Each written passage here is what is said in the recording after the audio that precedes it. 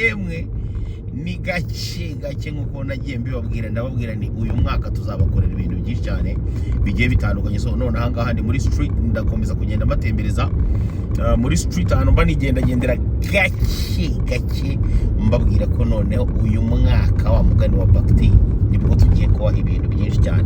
Muranyihanganira kuba kamera ishobora kugenda ishakingamo gato, ntago ari kubw'impamvu zanjye, ni ukubera ko nyine ndimo ndagenda mu muhanda, so ibigomba gushakingaho gatoya. Ariko narababwiye ngo uyu mwaka tuzastreaminga, tuzakora ibintu bigiye bitandukanye byinshi cyane, content zo ntizizabura. Niliwaambia izi content za streaming rero zo nzajya nzikora mu buryo bushoboka bwose, nkazikora ku buryo nzajya na uploadinga episode, mvuga ati ino episode ariko ni ya streaming, kugira ngo ntazajya mbivanga wenda ngo usange ibiganiro byivanze na streaming n'ibiki byose, ku buryo umuntu uzajya ukenera kureba streaming azajya agenda gusakaza gukanda arebe. Kandi zo ndazikorera ntuza yazo, playlist yazo, ku buryo abantu bazajya bakunda ibyo gustreaminga bazajya bahita baza bagende babikurikiraneho. Simnajua tena hivyo ndo tunafanyaga mambo. Aha ngaha rero nibereye ahantu bita muri, muze kubembwira muri commentaire niba mwahaketse, niba mwahamenye, niba ari aho muzi.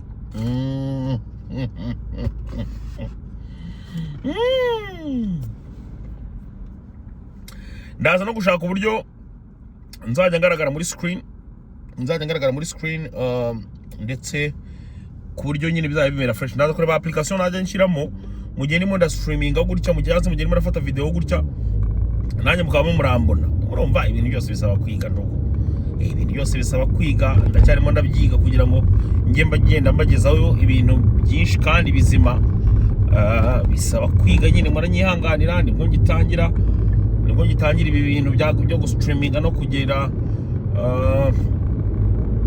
ngo ngende mbagezaho content nyinshi. So muranyihanganira rwose, ibi bintu byo n'ubwa mbere ko murabona ko bizagenda biza. Aha ngaha rero twinjiye ni mu muhanda bita freeway. Uyu muhanda ebana ugenderamo ku 120 gusa, ni 120 tuba tuguruka, nta muntu ugendera kuri 80 ugendera hano. Reba uburyo tuguruka ni nk'indege nakwambiye ukweli. So nari ninjiyemo gatoya, ariko ngiye guhita nongera nsohokemo kubera ko nagira just mu sampling. Reba uburyo tuba tuguruka no gusohoka muguruka, no gusohoka muguruka. Imihanda nta handi hantu wayibona uretse za Gwanzu. Abashinwa bari abandi bantu bafite imihanda myiza cyane, ndetse n'abantu batuye muri za Turki. Imihanda nk'ingi ushobora kuba wayibona. Nongera kukubwira ni umuntu umwe wenyine rukumbi ushobora kuba wabona mu mihanda nk'ingi y'amasaha nk'aya ngaya, ni umuntu bita Jeskizo wa mipanga icyogere mu nkoba, wenyine umwe rukumbi. Huo ndo ukweli nakwambia, ulize watu wengineo. Ni yeye nyine. Ahanga ndimo ndagenda nkata gake.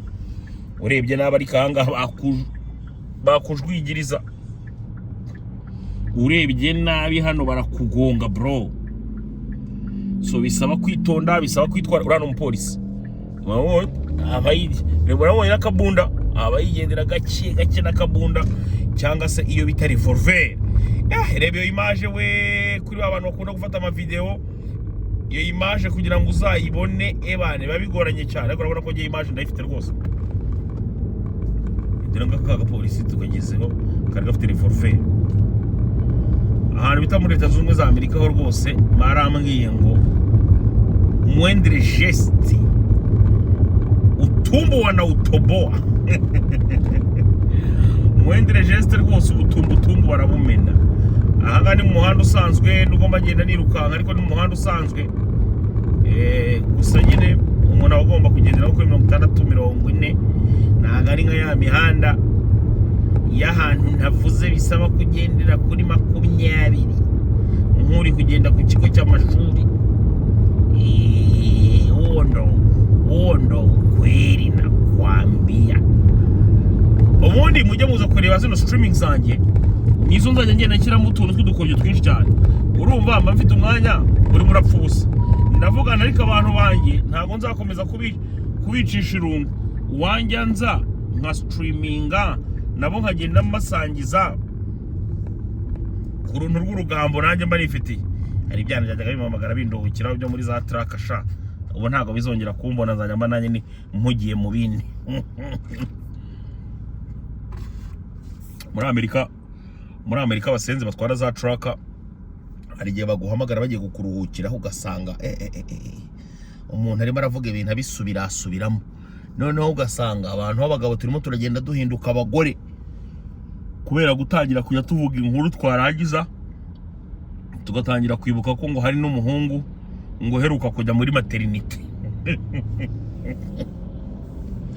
Izo ni inkuru z'abatwazi b'amakamyo. Mena ayo makamyo murebe imbere yanyu, abahungu bayatwara muri Amerika rwose ebane baravuga bakageraho badoda bakadudubiza, wanayoyita maneno,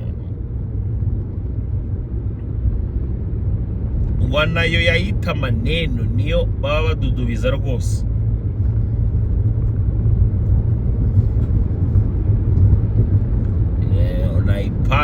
Unaipata mbabariro ndebere ndugu, niba rwose unaipata vizuri.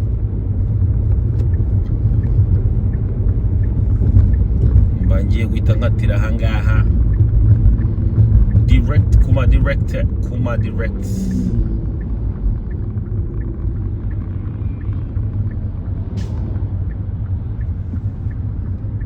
Mbangiye guhita nkata direct. So guys, nagiraga gusa mbamenyeshe ko ubu ngubu tugiye gutangira kujya streaminga mu buryo bushimishije, ariko nongera kubabwira nti rwose muze kuza gusiga commentaire ahangaha munsi, mukeneye ko tuba tubikora gute, mukeneye ko ibi bintu tuzajya tubigenza dute. Nimumara kumbwira uburyo mubikeneyemo, nanjye ndaza kuza kureba muri commentaire zanyu, ubundi tujye dukomeza twibanire 5 kuri 5.